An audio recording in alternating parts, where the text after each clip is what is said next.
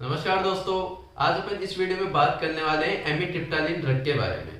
दोस्तों, एमिट्रिप्टालिन ड्रग के यूजेज, उसके साइड इफेक्ट्स, ऐसी कौन कौन सी कंडीशंस है जिसमें ड्रग को यूज में नहीं देना चाहिए, ये सारे पॉइंट्स अपन इसमें कवर करने वाले हैं। दोस्तों, एमिट्रिप्टालिन जो ड्रग होती है वो एक ट्राइसाइक्लिक एंटी डिप्रेसेंट क्लास होती है मेडिकेशन की, उससे बिलोंग करती है, जो कि डिप्रेशन जो डिसऑर्डर होता है उसको ठीक करने के लिए काम में ली जाती है। डिप्रेशन काफी लोग में मिलता है, जैसे मेनली तो एडल्ट्स में जब कोई भी चीज का स्ट्रेस वगैरह हो तो उस स्ट्रेस की वजह से डिप्रेशन होने लग जाता है।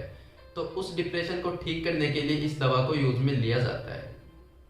दोस्तों, अब कैसे पहचाने कि डिप्रेशन का शिकारी है या फिर डिप्रेशन से इफेक्टेड है या नहीं है?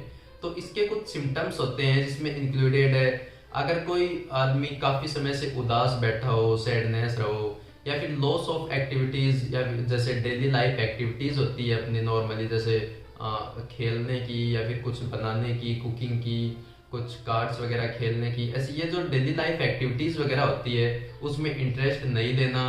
इसके अलावा काफी मतलब टू मच स्लीपिंग, बहुत ज्यादा सोते रहना, या फिर अच्छे से नींद नहीं आना। इसके अलावा भी काफी सिम्टम्स होते हैं, जैसे सुसाइडल थॉट्स आना, मतलब हमेशा ऐसे थॉट्स आते रहते हैं कि मैं सुसाइड कर लूं, मैं सुसाइड कर लूं। तो ये जो सारे सिम्टम्स है इन सभी को देखा जाता है और जब जाके माना जाता है कि हाँ, पेशेंट डिप्रेशन से इफेक्टेड है। तो इन सारे थॉट्स को ठीक करने के लिए या फिर डिप्रेशन को ठीक करने के लिए ये एमिट्रिप्टालिन ड्रग को यूज में लिया जाता है। दोस्तों, ये जो एमिट्रिप्टालिन जो ड्रग होती है ये अपने ब्रेन में जाके इफेक्ट करती है और वहां पे जो प्रेजेंट केमिकल्स होते हैं जिनको न्यूरोट्रांसमीटर्स बोलते हैं, उनकी जो नॉर्मल एक्टिविटीज होती है उनको मेंटेन करने का काम करती है ये दवा। दोस्तों, अब बात कर लेते हैं इस दवा के एमिट्रिप्टालिन के कुछ साइड इफेक्ट्स के बारे में, इसके कुछ दुष्प्रभाव के बारे में। दोस्तों, एमिट्रिप्टालिन जो ड्रग है अगर इसकी डोज हाई हो जाए अपनी बॉडी में या फिर टॉक्सिसिटी होने लग जाए तो इसके साइड इफेक्ट्स अराइज होने लग जाएंगे, जिसमें इंक्लूडेड है ब्लड विजन, मतलब आंखों से धुंधलापन दिखना, या फिर मुंह सूखा सूखा रह जाना जिसे ड्राई माउथ बोलते हैं। इसके अलावा स्टोमक अपसेट, या फिर जैसे दस्त लग जाना, या फिर कब्जी रहना, टायर्डनेस, थकान महसूस होना, ये इसके कुछ साइड इफेक्ट्स है जो कॉमनली रिजोल्व हो जाते हैं। दोस्तों, अब बात कर लेते हैं इसकी ऐसी कौन कौन सी कंडीशंस है जिसमें इस दवा को बिल्कुल भी प्रिस्क्राइब नहीं करना चाहिए, जिनमें कॉन्ट्राइंडिकेशंस बोला जाता है। दोस्तों, अगर कोई पेशेंट है उसके रीनल फेलियर, मतलब अगर किसी की किडनी फेलियर की शिकायत है तो उसको ये दवा यूज में नहीं लेनी चाहिए। इसके अलावा अगर कोई पेशेंट है उसकी शिकायत है लीवर फेलियर की, मतलब जिसे यकृत बोलते हैं हिंदी में, अगर वो फेल हो जाए तो उनको भी ये दवा प्रिस्क्राइब नहीं करनी चाहिए।